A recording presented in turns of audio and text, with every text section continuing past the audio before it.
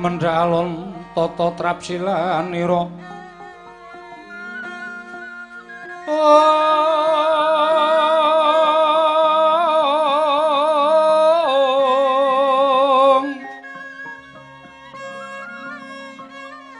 ngajomaken astanira kalih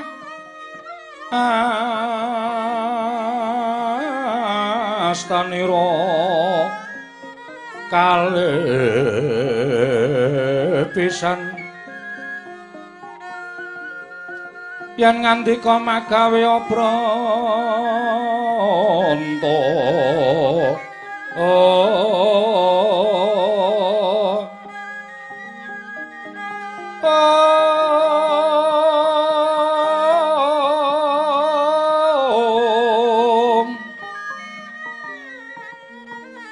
yen ngandika magawe pranta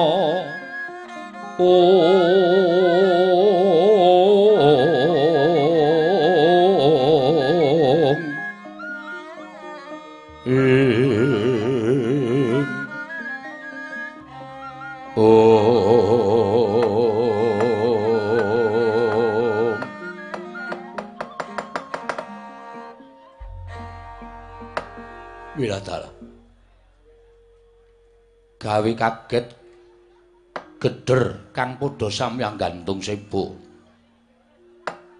ndak griyenta ana paramuka ing nekane garing Mandalaka jebul iki ora pangling iki rak pono kawinan anak-anakku Pandhawa Petruk Kanthong Bala ingkang sowan Petruk padha kanthi Harja Sapraptamu pono kawan Petruk nun inggih tansah pinanganing kawidadan nering sambikala sowan kula tebih saking Rubida kepareng kula ngaturaken sembah sumengkeming pangabekti kula kunjuk sinuwun ya Petruk ndak tampa liwat pangestu ning sun tampanana kula pundi nggo jimat paribeh ndayanana ing kasantosan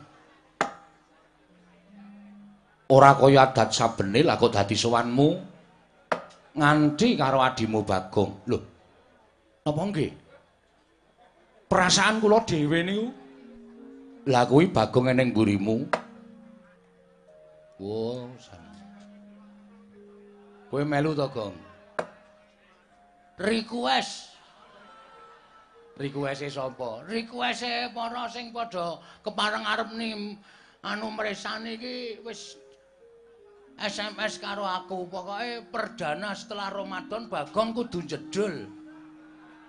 Bu, aku ya maaf terkenal aku mbangane kowe. Gayamu ora. Ya ora apa-apa. Lah kok aku ora ngerti lemu menyang. Aku ngojek e. Oh. Ngojek to. Kleru dalane liwat kono jul kreteke pedhot. Oh. Dadak ngalang liwat desa-desa aku ya ora apa-apa. Mula kowe ora weruh aku. Bagong Padhararja Sapraptamu Bagong. Pangestunipun sinuwun Prabu. Sapa truk kuwi? Lho. Prabu Salya. Biasane ming nang Amarta apa nang Ngastina iki kok negara rada asing. Prabu Salyapati. Wis mati? Urung, Prabu. Prabu Salyapati. Pangestunipun sinuwun Prabu Salyapati widada nering sambikala tansah pinanganing kawidadan kemareng kula ngaturaken sembah sumengkeming pangabekti kula kunjuk sinuwun. Ya Bagong tak tampa pangestuku tampanana. Kula pundi nggo jimat paripeh dayanana ing kasantosan. Paring pangestu paduka mawangono kabagyaning gesang kula. Wih ladal. Bagong iki rupane kaya ngono kok tata kramane jangkep. Giri lusi. Apa kuwi? Jalma tan kena kinira. Wong ki aja sok nyawang karo blegere, kadangkala blegere bagus tata krama nol. Blegere elek kaya ngene tata krama malah jangkep. Mula wong ki ora iso dititik sarana wadak. Weh, lah ngono ya, Gong. Prayogakno, Bagong. Sampun mboten kirang prayogi anggen kula ngabiyantunanipun Sun Prabu Prabu Salyapati. Sampun mboten kirang prayogi sinuwun. Petruk. Padha kanthi Harja Sapraptamu. Lho, sinuwun Ngastina? Ya, Petruk. Kok lenggah wonten mriki? Tinimbalan dening Kanca Rama Prabu ing Mandalaka. Kowe ladalah. Ha inggih, wilujeng sinuwun. Bekti kula kunjuk, ya tak tampa. Bagong padha Kaniraja sak praptamu. Lho. Sinuwun ngestina? Iya, Bagong. Aku lenggah teng mriki. Tinimbalan Kanjeng Rama Prabu Mandaraka. Ning sambikala sowan kula bekti kula kanja sinuwun. Ya tak tampa pangestu tampan ana. Kula pindho. Pundi? Pundi? Enggo jimat paripe dayana ning kasantosan. Nek omong ngati-ati ndak kualik ora. Arang ya suwe ora mbagong e. Ramadan. Ha iya. Nutuk kowe, Gong. Piye to awake nganti kuru kaya ngene? Ya syukur alhamdulillah. Saya tuwa ki gedhe ngibadahe. Bener, kudu ngono. Wong to iki parane arep nendi ta? Nek uwah tuwa tebaske. Apa menungsa ditebaske? Ha iya. Menungsa ya mati nang kudu diokahi ibadahe. Ha iya. Syukur. Petro padha Kaniraja sapraptamu. Lho, isinuwun Mandura. Ya. Weh lah kok sajake putra mantu lempak teng mriki. Iya, Petro. Syukur-syukur. Bekti kula kunjuk sinuwun. Ya, pangestuku tampan ana. Kula pun dinggo jimat. Bagong padha Kaniraja sapraptamu. Lho, sinuwun Mandura iki wis ket mau weruh kok dadak gaya. Men ketok kaya pripun ngono lho, sampeyan iku ya. Wis salaman barang kok nggih. Lah iya kok dadak muni lho sinuwun Mandura sinuwun dengkulmu mlocot ora. Bekti kula kunjuk sinuwun. Ya, tak tampa pangestuku tampan ana. Kula pun dinggo jimat dayan ana ing kasantosan. Petro padha Kaniraja sak mraptamu. Lah rak tenan to. Putra mantu dikelumpuki kabeh, Gong. Heeh. Sinuwun ngawangga suwarane.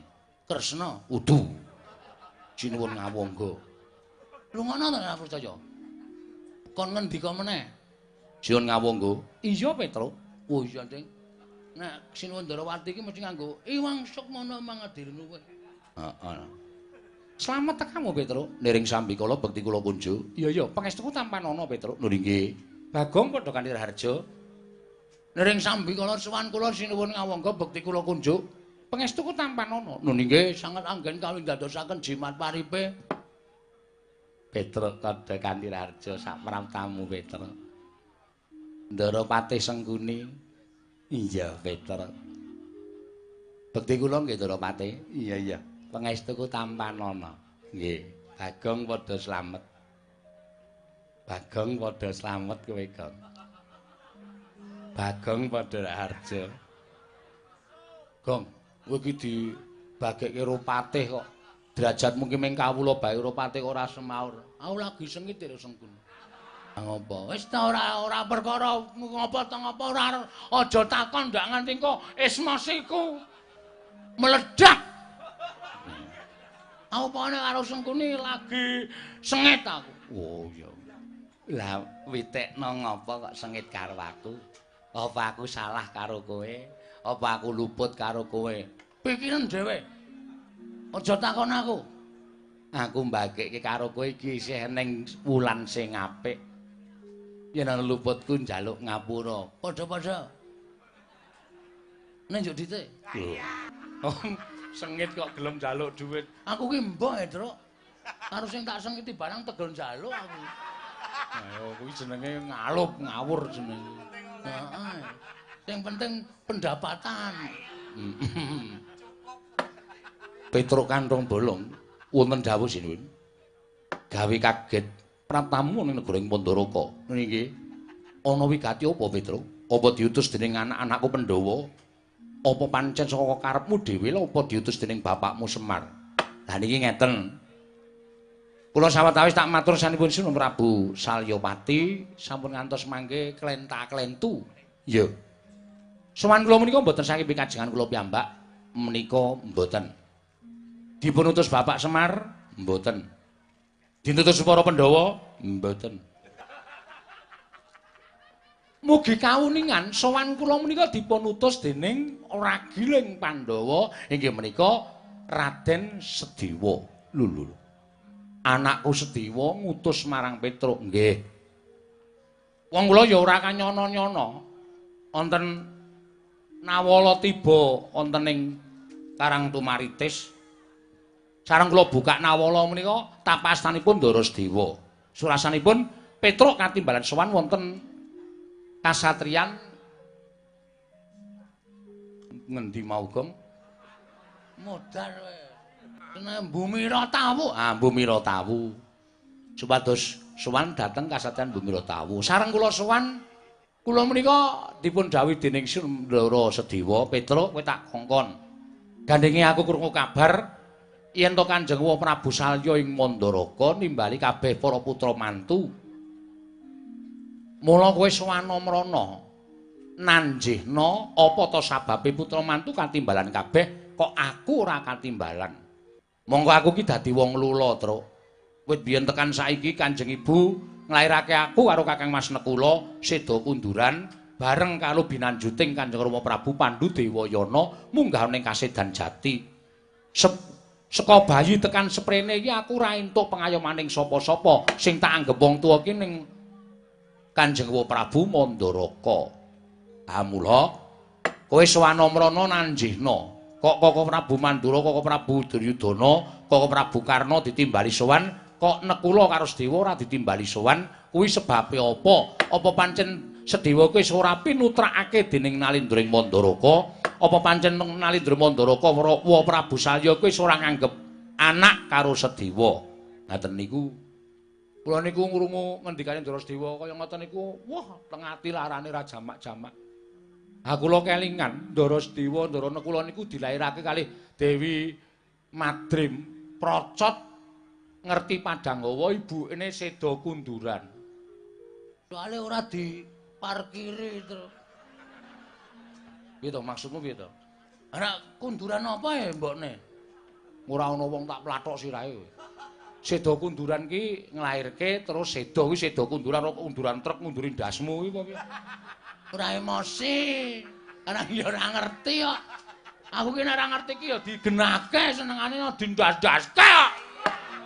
Ya ora usah nesu kok. Mulih aku, ha mulya. Wong aku ya ora ngejak kowe kok. Ya wis nang kene wae. Tak kuat-kuatke nang kene. Seda kunduran, ngoten. Kula niku ngrantes ati kula. Mila tanpa taliwara, tanpa pikir panjang. Kula terus sendika Ndara, dinten iki kula bidal. Lah kok ora ngerti ni Ndara nggih nimbali sik niki cedhis bintang samudra niki. Didhawuhi supaya ngetutke Petruk. Ayo wis piye? Lah mila dinten mangke kula nyuwun dawuh malah kepasang Yogya Katujing inu mriki nembe pepanggihan para putra mantu paduka Sinuwun Mandaraka sak mangke keparenga paring dawuh wonten pirengahan menapa. Petruk, wonten dawuh. Ora bakal ndak tutup-tutupi jeraku isih duwe rasa yen to aku ki wong tuaning Sedewa. Nggonku nimbali kalawan anak-anakku mantu kabeh mau sak temene besok upama aku wis kundur marang Kasedan Jati, negara ing Mandaraka iki aja dadi rebutan. Negara Mandaraka iki bakal tak paringake marang putraku, ya kuwi putraku sejati. Si Bresra lan si Rukmarata padane putra-putraku mantu. Malah iki mau rembugan kalawan atmajaku Tiyang Agung Mandura. Yen to aku isih duwe anak, ya kuwi anake adhiku Madrim ing wis tak anggap kaya anakku dhewe. Merga nalika bayi wis dadi bocah lula, ya kuwi Nekula Sedewa. Mula wektu dina iki Nekula Sedewa lagi bakal dadi rembugan entuk negara Mandaraka ingkang sakpropirane apa ora. Lho, mesine angsal. Mestinipun angsal. Wong Sinuwun Prabu Mandaraka sampun nganggep bilih ingkang putra Ndara Nekula Sedewa menika putra panjenengan piyambak. Nek nganti panjenengan menika maringi warisan dhateng Sinuwun Mandura, Sinuwun Duryudana, Sinuwun Prabu Karna, kok putra panjenengan Ndara Nekula Sedewa ora mang paringi niku tegese sampeyan ban cindhe ban ciladan. Akeh para kawula sing padha ngrasani, lho, Prabu Salya kok dadi kaya ngono. Monggo Prabu Salya iki rumangsa dititipi putrane Ndara Madrim. Lah kok putrane Ndara Madrim Ndara Nekula Sedewa ora entuk warisan negara Mandaraka niku terus pripun? Lah niki dadi ombyaking para kawula sak negaring Mandaraka. Sinengga Prabu Salya menika sawijining nalendra ingkang banci ndemban siladan. Ngoten. Nek tumrap kula malah niki babar pisan. Tumrap kula lho niki babar pisan. Mbok menawa pun jumbuh kaliyan apa sing dirasake Ndara Sedewa, utusan Petruk menika sak tenane Ndara Sedewa wis krasa napa sing ajeng dirembug wonten ing pasewakan negaring Mandaraka. Mila kula minangka dados wakilipun Ndara Sedewa sak mangke kedah ngemutaken dhateng Sinuwun Prabu Mandaraka kedah emut dhateng putra Ndara Nekula Sedewa supados mboten ketang sak pra pintenipun nampi kamukten negaring Mandaraka. Menika saenipun kados mekaten, sampun ngantos panjenengan mangke dipun cacat dening jagat, dipun poyoki dening sesami. Namung babakan perkawis warisan negaring Mandaraka. Pancene bener ngono, Petro. Oh nggih, pancen kudu ngoten. Nek ora ngono ndak malah lho pripun to? Pun ngeten mawon. Sampeyan paring dawuh, ndarane kula niku entuk sepinten mengke kula sing ngurus sertifikate ya, Tru. Iki arep ngopo digonggu kok rumah sawu kok nyambut gawe kok senenge ra jamak-jamak to. Kowe ya golek turan sithik-sithik. Senengane kok golek turan ora. Nek miturut kula menika napa sing diaturke Petra menika pancen kepara nyata. Sampun ngantos Sinuwun Prabu Mandaraka menika dipun rasani dening kawula sak negari Mandaraka. Sebab tumrap kula Nalendra menika kedah adil ing samukawisipun nglenggahi tembung sama beda dana denda. Lha iki seneng aku nek wong mletik iki. Sama beda dana denda iki tegese apa? Sama beda dana lan denda. Inggih menika mboten kenging mban cindemban ciladan. Najan wong liyan kebrayan. Najan menika wong liyan kebrayan ning labuh tumraping negara kedah dipun pidana sawrat-awratipun. Kuwalik kok, kuwalik. Wong liya labuh negara dinehi apa jenenge bebungah. Wong liya labuh negara dipun paringi bebungah ingkang sakmurat kena labuhanipun ewadene nadyan sanak kadang mitra kawruh kulawarga piyambak nek luput tumraping negara kudu dipidana kalian menapa ing sampun dados kalpatanipun. Menika tumindak ingkang adil semanten ugi anggenipun panjenengan badhe hambagi warisan tumraping negari Mandaraka. Anak-anak mantu entuk kabeh kok. Nuwun sewu putrane Ndara Madrim mboten pikantuk menika mangke sampeyan badhe dipun raosi masjid-masjid ngumumaken. Nek Prabu Salya ora adil. Nuwun kawigatosanipun. Prabu Salya mboten adil. Prabu Salya mboten adil. Iya. Nanging iki mau ana ingkang ora nayogyani Petra. Sinten? Lho, sinten? Anakku mantu ing Ngastina. Sajake ora lila yen to anakku Nekulasdewa entuk saperangan kamukten negara ing Mandaraka Petra. Oh, ayo mesti ya, Kang. Ha mesti. Ha iki apa sing aja-ajake menungso mburiku iki apa? Iki cangkeme eleke ra jamak-jamak lho, Tru. Wis tuwa ora golek dalan padang iki. Wis tuwa ora golek dalan padang iki. Tenan iki. Iblis iki, Tru. Lah kowe iki jane iki ngapa ta? Aku ki fatih kok tok iblis-iblis ki. Kowe meneng kok sengkuni ora sampe melu-melu. Wek-wek modar kowe. Agong gedhinge kepati-pati tenan bangun nek arep. Asli aku. Tenan aku. Aku ki wong nanggape tak tawani kok. Tawani piye? Lakone sengkuni juweng mawon nggih aku. Oh to. Akeh sing rawani sajane dadak nganggo ndas kebo, Tru. Ah iya. Apa nggo ndasmu, Tru? Ndasmu. Mula do ora wani, Bratayuda ora saben sanggon. Oh iya. Ya wis ora apa-apa ya. Ngoten. Dadi panjenengan kudu madheg menapa dados Nalendra, aja gampang dibujuki karo wong kana-kana, aja gampang dibujuki karo sapa-sapa. Panjenengan netepaken menika, ya niki sing kudu kelakon. Panjenengan netepaken menika, ya niki sing kudu kelakon. Sabda Brahmana Raja, sabda pangandikon Brahmana Pendhita Raja wis ngarani sabdaning Brahmana Ratu kaya Wikresna tumaming drancang tan karo lumebek ora kena blendra-blendir kaya banyu tumumpang godhong senthe. Sang Nalendra Mandaraka wis netepake Ndara Nekulasdewa pikantuk saperangan negari Mandaraka. Niku kudu lumaku, aja gampang dienggokake karo wong kana-kana. Ing sejatine dasare mung ora seneng karo Ndara Nekula lan Ndara Sedewa.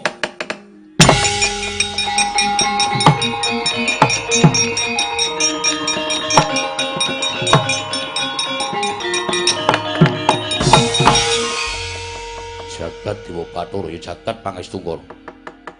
Menungsa ora tatanan. Petruk kantung bolong ora nyawang lan ora ngilo karo githokmu kowe iki drajating kawula, kowe drajating Panakawan. Nyerweteh gunemamu kaya betes sewu nebo pategalan. Ndrawili kaya grojogan. Aturmu marang Kanjeng Rama padha karo kowe ngilani karo dadaning Ratu Ngastina. Apa kira-kira Petruk wis wani kembali marang panguwasaning Nalindra Ngastina? Yen pancen kowe arep duwa kekarepaning Nalindra Ngastina, tak anggap kowe wani karo keprabaning Ratu Ngastina bakal gedhe walate lan bakal gedhe hukumane. Ora gelem bali saka negara ing Mandaraka. Kandha karo Nekula Sedewa ora bakal entuk aja kok separo sakpro 16. Aja kok sakpro 16, sakpro 32 sedumuk bathuk senyari bumi ora bakal entuk kamuten negara ing Mandaraka.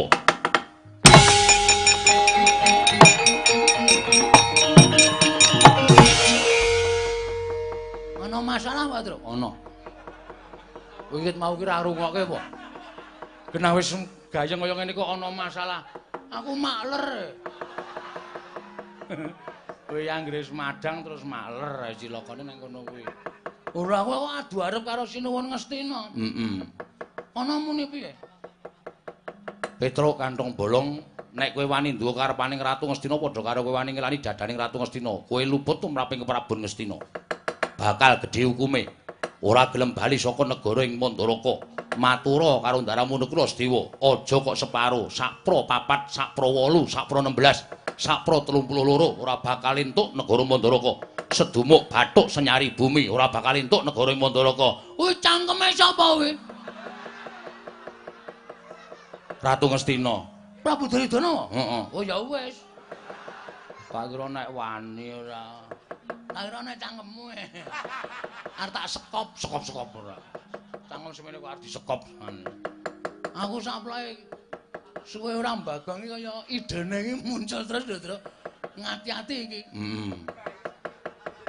Pokoke ora entuk dagelan ya sing nggo kurban wiyaga. Ha iya. Malang kerik Petruk kantong bolong. Mboten kok perkara malang kerik. Ning pancen dereng kula aturaken Sinuwun Prabu ing Mandaraka estunipun anggen kula matur sanipun Sinuwun Prabu Mandaraka babagan kula nanjiaken perkawis pirembagan wonten negari Mandaraka meniki. Niki ming samudana. Ndara Nekula Sedewa wis prisa nek Sinuwun Prabu Mandaraka panci badhe paring kamukten negaring Mandaraka dhateng putra-putranipun sedaya. Ndara Nekula Sedewa wis diparingi dawuh dening Sinuwun Prabu Mandaraka ewadene dereng dipun timbali wonten negari ing Mandaraka. Mula Petruk kinananjihaken. Dawuhing Sinuwun Ndara Nekula Sedewa nalika semanten cetha kula tampi Petruk Sawana. Aku nyuwun supaya aja nganti dilalekke dening Kanjeng Prabu ing Mandaraka. Ora ketamung sethithik, ora ketamung sedumuk bathuk nyari bumi, Nekula Sedewa njaluk kemuten negara Mandaraka jumbuh karo ngendikane duk nalika semono. Merga Prabu Mandaraka wis tau paring dawuh yen to bakal menehi kamukten negara Mandaraka marang Ndara Nekula lan Sedewa. Nek sampeyan nuwun sewu putra mantu kok duwe terus ngereh karo sing bakalan ndum warisan iku cara pundi kula tak takon. Nek sampeyan iku putra mantu kok ngereh karo sing arep andun warisan iku cara pundi kula tak takon. Nek sampeyan niku putra tenan, niku duwe hak. Ning gandeng sampeyan niku mung putra mantu, sampeyan nek ora ngepek Ndara Banawati, ora bakal dadi putraning Sinuwun Prabu Mandaraka. Ngoten. Dadi napa sak dawuh perintahing Sinuwun Prabu Mandaraka niku panjenengan kudu mastuti dawuhipun Sinuwun Prabu Mandaraka. Merga niku wong tuwa sampeyan. Ora kok sampeyan ngereh marang Sinuwun Prabu Mandaraka menika nuwun sewu, menika kleru pranata utawa tata cara ngundi mawon boten ngaten menika. Aja ngegoke dhewe sampeyan Alindra Gungwinatara. Aja ngegoke sampeyan niku ratu mblegedhu brewu lho. Terus sapa-sapa tok salahke, sapa-sapa tok klerokke. Sapa-sapa tok anggap ora padha karo sampeyan tok klerokke. Niku ora pas. Ha ta, Gang? Aku lagi ngematke sing ngandum dos e. Oh. Kono minggat kono. Iki wayangan apik-apik kok kowe iki ning kraton kok ngematke wong dum dus-dusan. Aku diliwati ae. Aku iki mbabong karo ngemplok. Ayo golek kesempatan. Golek kesempatan ora. Niku cara pundi kula tak takon. Nek kaya ngoten niku Petruk ora trima, nek kaya ngoten niku jenengan sampeyan niku terus ngendak dhateng jiwaning Petruk. Rasah kumlan cangkem. Kowe manut karo Duryudana apa ora? Nek kula manut, slamet uripmu.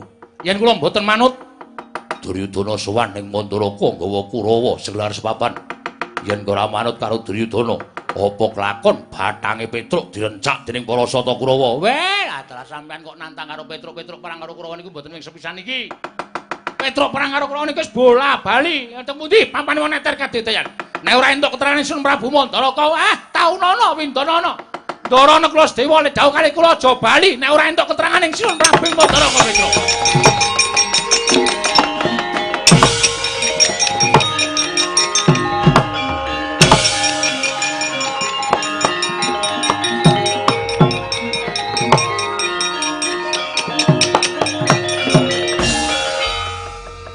Lah kok dadi Bagong ora melu metu.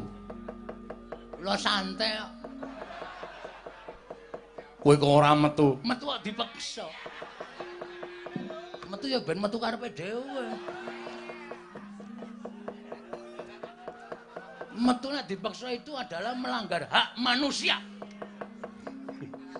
Ya, terus arep ngopo? Kula gumun lho. Gumun piye? Kula niki mengajeng nanjeke kahanane Panakawan. Nggih to? Panakawan niku dijawuhi mrika, ya mrika, jawuhi mriki, ya mriki. Mongko janjane Panakawan nek dijawuhi niku ora kok mung totoh bondo, ning totoh nyawa, netepi ngrungkepi kewajibane minangka dadi Panakawan. Kaya sagedhagan iki. Kula mbiyen meh mawon mati. Merga mungsuh anak-anak Pandhawa. Dek kapan? Dek lakon Semar Bangun Kayangan. Ora. Kula tau meh mati mungsuh Prabu Kresna. Jaman lakon apa? Jaman lakon Semar Bangun Kayangan. Lho, Semar Bangun Kayangan iki ana pira? Werna-werna nek kula. Dadi sampeyan ampun kaget. Kula ya ora ana sing mbelani. Saniki Petruk niku le momong sapa-sapa sirah dienggo sikil, sikil dienggo bokong. Blas ora ngarepake apa-apa. Ora ngarepake sesulih apa-apa. Petruk ya ora tau njaluk undakan bayar. Petruk niku nampa. Apa anane? Petruk niku abdi sing nyenengake. Ora do njaluk undakan bayar. Ming cangkeme gedumel. Niku biasa nek Petruk niku. Mboten sah dirungokke ora masalah. Dianggep Petruk ora krungu. Ngoten. Petruk ngomong sampean ya tahu. Bapak sampean Prabu Mandrapati ya tahu dimong. Nggih ta? Lho, kowe malah ngerti ro bapakku. Lho, Bagong ki umure berabad-abad Sal. Lho. Anu sinuwun. Waduh kleru nang angkringan aku. Nah jagongan kaya santai kae, iki rasane kaya ning angkringan. Karo ratu sak penake dhewe. Sing muni Bagong dadi sing gedhe palimarmaning Sun. Mengkaten nggih. Iya.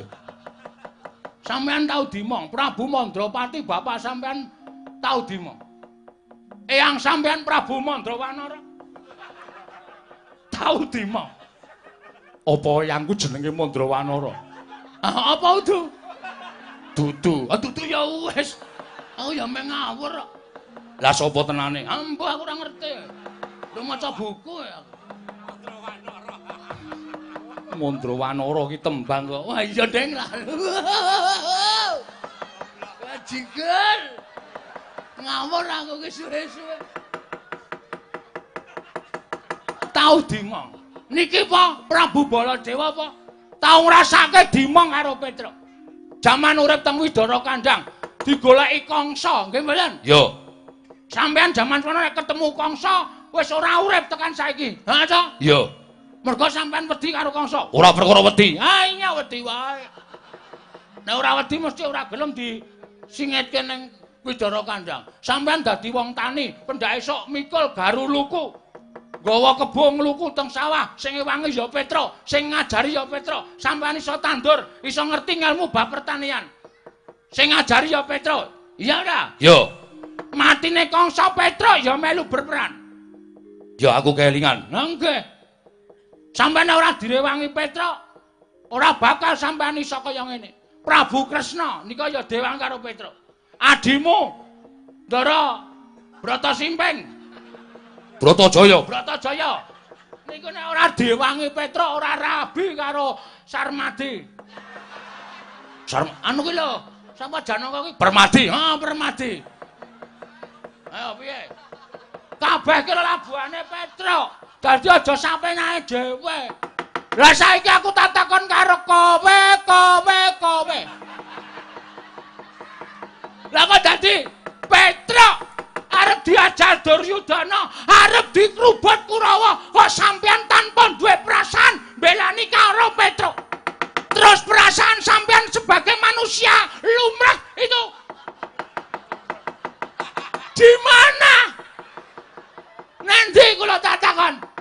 Kula takon, perasaan sampeyan Petruk momong sampeyan ora njaluk apa-apa. Petruk saniki cilaka kaya ngono. Kok sampeyan meneng wae niku? Sampeyan niku menungso duwe perasaan apa ora kula takon?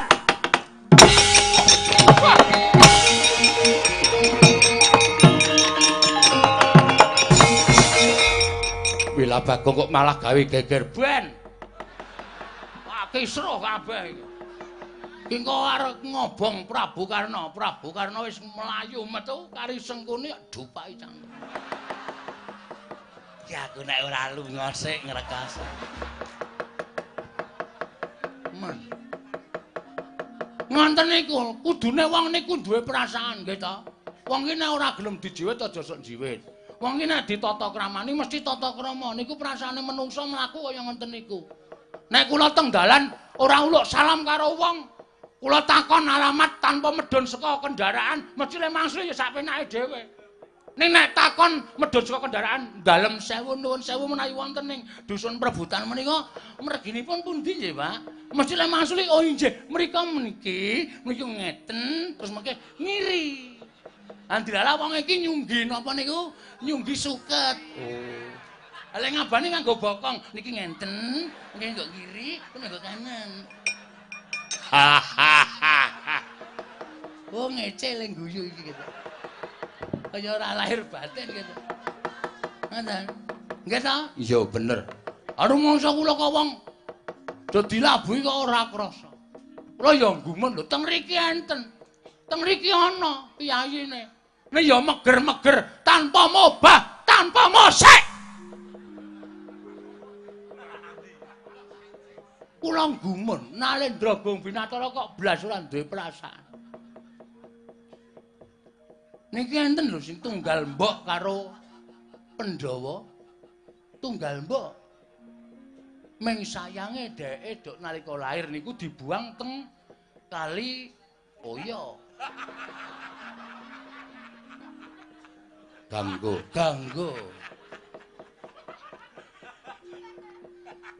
Terus kali ditemu Adipati Adirata lan Patih Adirai. Mbanada diupakara dijenengi Suryatmaja. Niku jane padha karo Pandhawa. Tenan niku kula mboten goroh. Ning teng mriki kok blas ora duwe perasaan tresna karo Petruk. Monggo Petruk blas durung tau ngomong karo piyayine.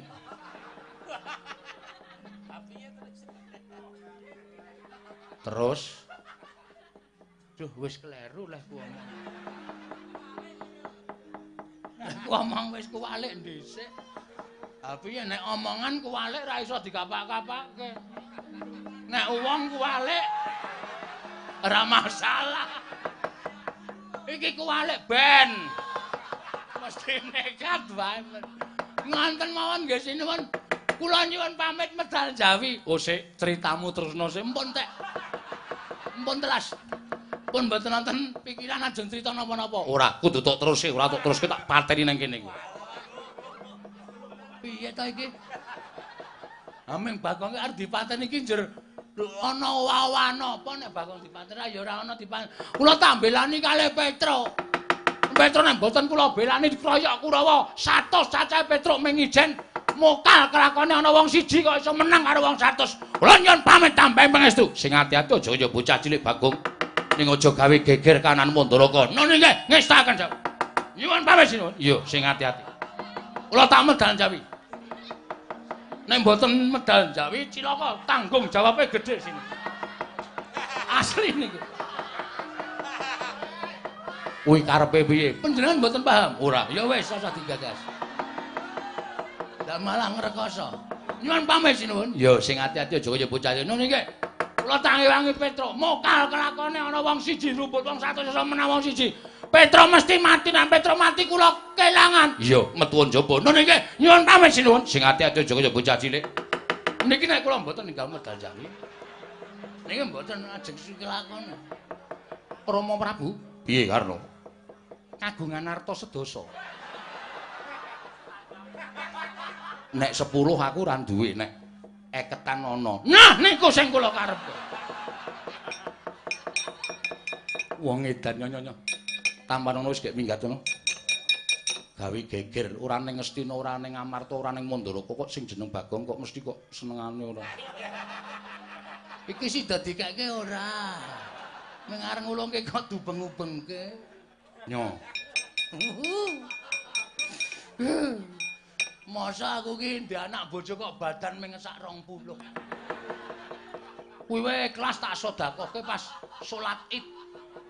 Anakku do nyengah, bojoku nyengah mbok men. Sing penting fitrah. Zakat tak pentingke. Mergo zakat itu mengeringankan sakaratul maut.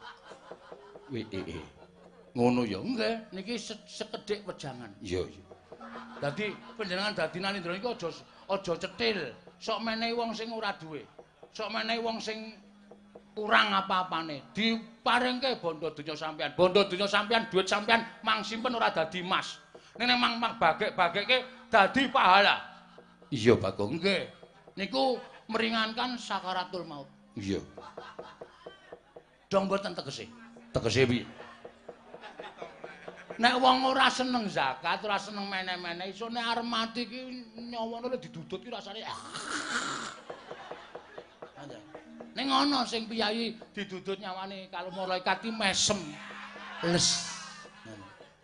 Oh ngono nggih. Niku tegese meringankan sakar. Didongke. Nyo, iki ana 400. Sukses. Ning kuwi tenan to, mbok menawa. Nek ngendikaning para kiai pancen ngoten niku ning nek asline ya apa ora, ya mbok wong kula rung tau nglakoni mati kok. Wila dalam diwedeni ngono kok kena 400. Sampeyan percaya mboten ora? Meringan os ben enteng ya ben ora ya ben. Matiku sesuk ning pabaratan. Matiku sesuk kena pusaka kuwi sing tak anggap mati ingkang sejati. Wah ya wis. Ora mungsuh malaikat. Lho, perkara kuwi gumantung marang panguwasane Gusti sing jeneng wong mati iki mesti nyawane dipethuk dening malaikat. Ning patiku tak jaluk sesuk aku mati dadi satru sejati, mati ning pabaratan. Oh iya, apik kowe. Ya wis. Sing jeneng wong gegeki karo kewajibane iki ngono kuwi. Ning wong zakat. Wong menehi kuwi pahalane iso dilipatkan sampai 1000 kali. Niku tenan, uripe dadi enteng. Percaya mboten? Nek mung omongane Bagong aku ora percaya. Nek omongane para ulah agama, omongane para kiai aku percaya gandeng sing ngomong Bagong ya nuwun sewu ora tak anggap ngono wae. Oh ya wis, aku ya ora percaya. Karo omong aku dhewe wis sukesake nggih kula tak medal.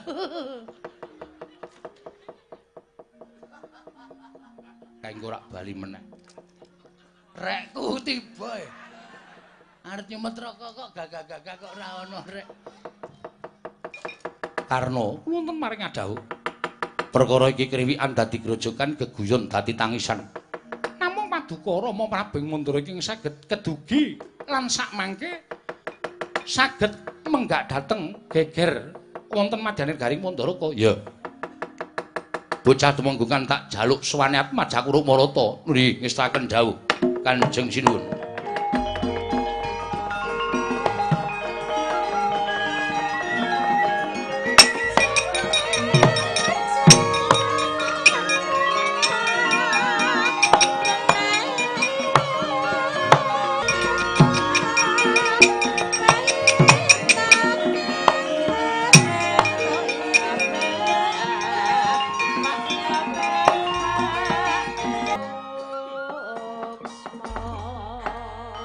Atmacaku ngirca bagus.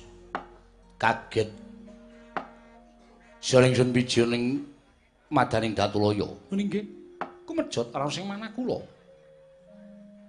Kurang-kurang bejane sisih sembiri negara Mandaraka dadi ajanging pasulayan.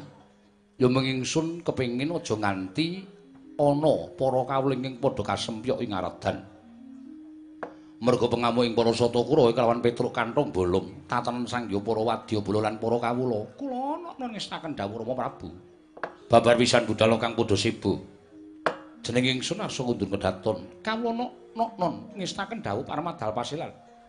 Sing ati-ati aja kaya bocah cilik Marata karna kula untung maring dawuh. Apa ora prayoga ya ndak kanthi manjing jroning kedaton Rewangana wong atu aming Mandaraka nggone kembul nadah kelawan ibumu. Kawula nulisaken dawuh. Mundi sabda pangandika paduka Kanjeng Rama Prabu Mandaraka Rumarata wonten timbalan kaya ora ana dawuh maneh. Budhana kang padha sebo jeneng sun kundur kedaton. Purna gati ning pananggilan. Sanutasa kundur kedaton jeluk saking dampar kencana kinapit gambaran gading kadhiraken sangganing peromban cedhi manggung ketanggung Joko paloro-loro ing sami ngampil upacaraning keprabon kawis tingal saking mandra tindak nyra Sri Naranata katingal tansah lumingsir lampahing Sri Naranata wau.